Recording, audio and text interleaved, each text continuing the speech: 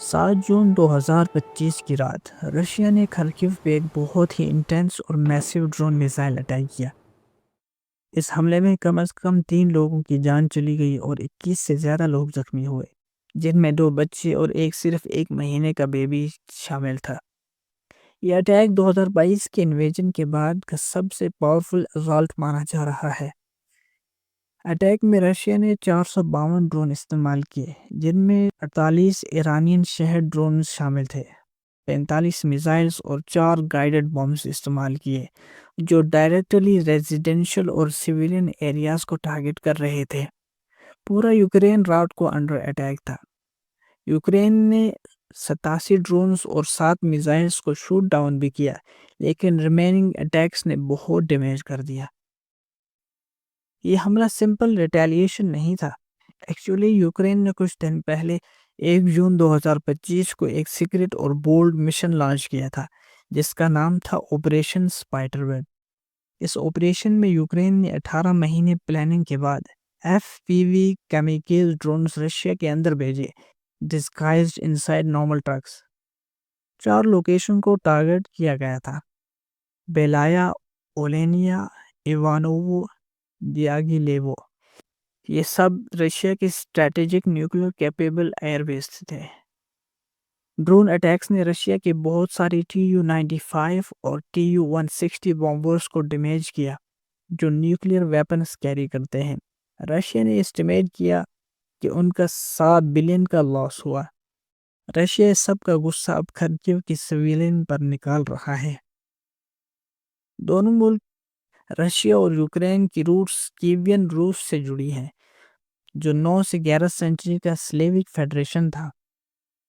کیو اس time کا capital تھا، اور رشیا ہمیشہ اسے اپنی ہسٹوریکل لیگیسی کے روپ میں دیکھتا ہے۔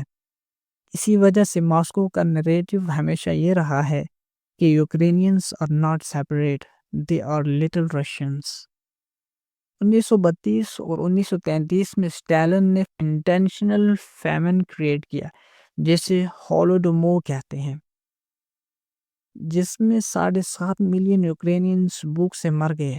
یہ ایک ڈیلیبریٹ جینوسائیڈ تھا، اور یوکرین نے اسے ہمیشہ ایک نیشنل ٹراما مانا ہے۔ یوکرین نے اپنی تباہی خود ہی کی۔ سوویت یونین جب کولیپس ہوا، یوکرین نے اپنی فریڈم ڈکلیئر کی، اور 1994 میں یوکرین نے بوداپیسٹ میمورنڈم سائن کیا، جس میں انہوں نے اپنے نیوکلیئر ویپنز والنٹیرلی دے دیے، تاکہ رشیا، UK اور USA سے سیکیورٹی کی گارنٹی لے سکے۔ اس ڈیسیجن پہ یوکرین ہمیشہ پچھتائے گا۔ آج رشیا خود ہی وہ ایگریمنٹ توڑ چکا ہے۔ 2014 میں رشیا نے کریمیا کو انیکس کر لیا۔ گرین مین یعنی رشین اسپیشل فورسز نے وداؤٹ یونیفارم ایک دم سے پورا پیننسولا کنٹرول میں لے لیا۔ ریفرنڈم ہوا، لیکن دنیا نے اس کو اللیجیٹمیٹ مانا۔ اسی سال دونباس میں بھی وار شروع ہو گئی۔ 14,000 سے زیادہ لوگ مارے گئے، انکلوڈنگ سویلینز۔ مینسک ایگریمنٹ کے باوجود سیز فائر کبھی نہیں ٹک پایا۔ فروری 2022 میں رشیا نے ڈونیسک اور لوہانسک کو ریکاگنائز کر کے پوری طرح انویڈ کر دیا، جسٹیفائی کرتے ہوئے ایز ڈینازیفیکیشن۔ یوکرین نے بہت تیزی سے ریزسٹ کیا۔ ستمبر 2022 میں یوکرین نے خرکیو کاؤنٹر اوفینسیو میں 1000+ اسکوائر مائلز ریکلیم کر لیے۔ 2023 سے لے کے اب تک وار ایک میٹ گرائنڈر بن چکی ہے۔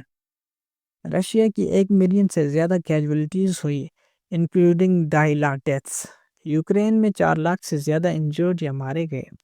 ڈرون ویلفیئر نے گیم چینج کر دیا۔ یوکرین اسٹیلتھ ڈرونز اور رشیا کے ایرانین شاہد ڈرونز بیٹل فیلڈ ڈومینیٹ کر رہے ہیں۔ آج رشیا ڈیمانڈ کرتا ہے کہ یوکرین ڈونیسک، لوہانسک، خیرسون اور زپوریژیا چھوڑ دے، نیٹو کی ممبرشپ نہ لے، کوئی ویسٹرن ملٹری ٹائز نہ کرے۔ پر یوکرین کی طرف سے 30 دن کا سیز فائر کا پروپوزل دیا گیا ہے، جس میں پوتن اور ٹرمپ کے ساتھ ڈائریکٹ پیس سمٹ کرنے کا کہا گیا ہے، لیکن کوئی بھی سائیڈ ٹرسٹ نہیں کرتی، اور پریزنر سویپ تک میں فول پلے کے الیگیشنز آ رہے ہیں۔ گلوبل سپورٹ زیادہ سٹرانگ ہو رہی ہے۔ نیدرلینڈز نے 457 ملین ورتھ نیول ڈرونز کی مدد کی، ناروے نے 7 بلین 2025 ایڈ پیکیج دیا۔ کیا یہ صرف زمین کا مسئلہ ہے؟